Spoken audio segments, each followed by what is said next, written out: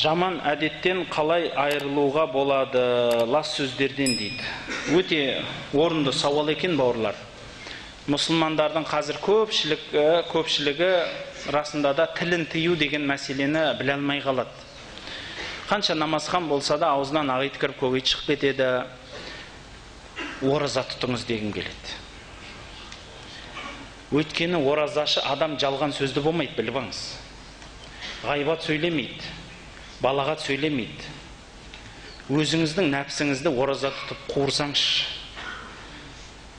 Уақыт-уақытымен ораза тұтып тұрыңыз. Пайғамбарымыз саллаллаху алейхи ва саллям айтады: дүйсенбі, бейсенбі оразаларын тоқтамай тұтып жүрген адам 1 жыл ораза тұтқанның сауабын алады дейді. Ал пайғамбарымыз саллаллаху алейхи ва саллям мақтаған оразаның ең төресі бұл Дәуд пайғамбардың оразасы. Бір күн тұтып, бір күн тұтпаған ораза. Ең оразаның төресі, нәпіл ораза әлбетте. Нәпіл оразаның төресі және тәжі осы Дәуд пайғамбардың оразасы болады. Ораза тұтсаңыз, иншалла, көп пайда аласыз.